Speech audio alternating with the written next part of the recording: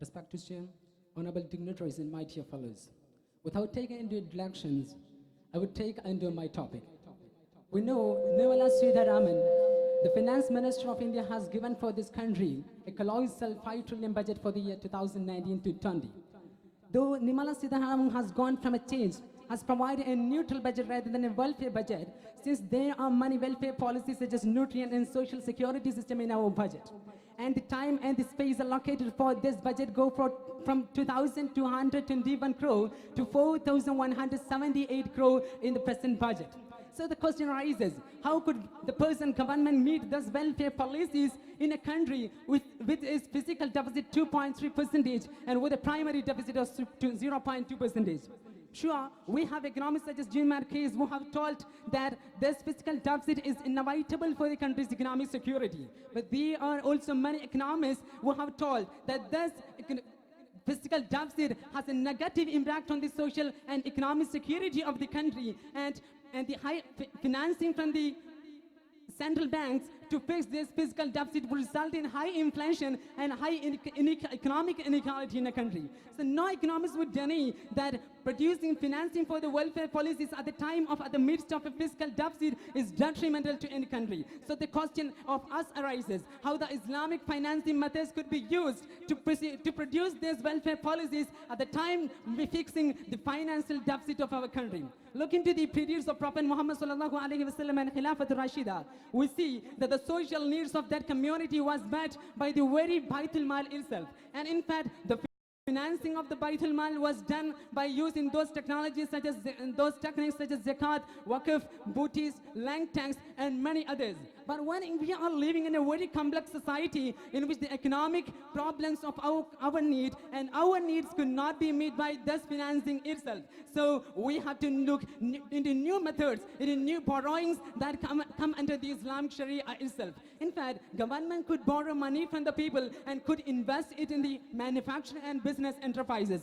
In fact, this thing is presently done, but is based on the interest rates. And in Islamic Sharia, this could be done on the percentage of the profit and loss. If it does have a business back, if it does have a back of a sale, this investment or the profit from the investment could be provided as a percentage to the government. And since this is full of profit and loss match, there is a high probability of loss too. And to avoid that, rather than investing in a single company, the government could invest it in several companies so that it could be it would rise the economic base of the country and provide more developmental projects to the country. In fact, the Islamic concept of this could be murabaha and musharaka. But there is a one limit to this program, that this borrowing money could be used only in investment. No money could be used in the current expenditure of the country. So we have to find new methods for meeting the current expenditure of the country within the Islamic Sharia. The Islamic methods of salam, istisna, and ijara could be used for the same purpose. In fact, the principle of the salam, istisna, and ijara is that the government borrows and collects money from the people for the potential products and services it provides in the future. But it does have a limit, because Islamic Sharia does not allow a company or a government to borrow money from the people unless it has a very obvious reason, unless it has a potential to pay it back. So you come to taxing the people. This is the only solution before you if you does now have the potential to pay it back. But Islamic Sharia also says that the taxing the people could be only done if you meet this taxing if you use this taxing money for the basic needs of the people, such as poverty alleviation, natural calamities, or the wage of the government employees, or those essential defense, etc.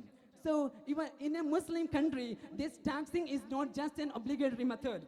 This is a very part of devotion, worship itself. We could see many instances from the Prophet Muhammad sallallahu alaihi wasallam Sahaba. They have considered this taxing as a part of their worship. In fact, there is a story of Uthman ibn Affan radiallahu anhu, who has paid donation as much as to build a war army in the Uzbat Tabuk in the 7th Hijra date. And also there is a holy text saying that the Muslim should fight in the behalf of the God, not only with his body, but also with his wealth. And also there is a tradition saying that the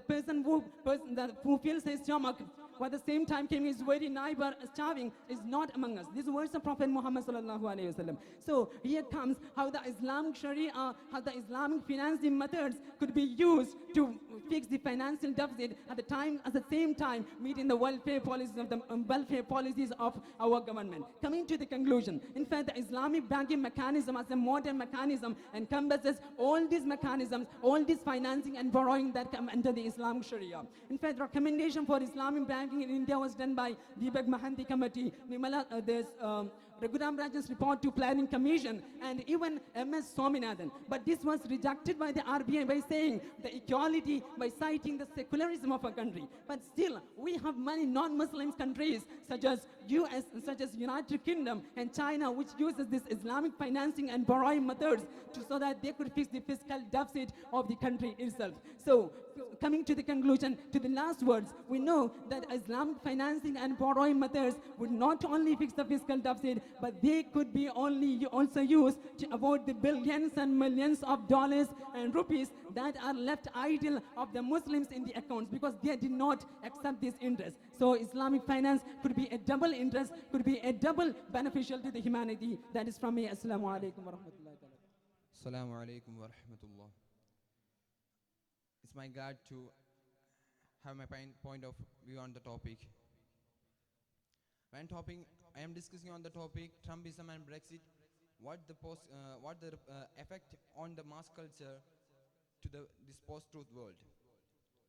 The Trumpism is what Trump is using the words, and when the Trump is become the candidate of presidential election during the 2016 period, he used the slogan "America First." When he everywhere where he have the campaign for that, he's using the slogan that "America First, America First." He defeated Hillary Clinton by using the word that America First. He is using the post-cultural, some of the characteristics of post-cultural post-cultural favorites, like he's using some such attitudes of those are not apt to the leaders. He's using he's becoming a mocking people to the world. And mass culture is a set of ideas that develop from the common exposure to the same media, news sources, music and art. And now the set of values and ideas are broadcasting through medias.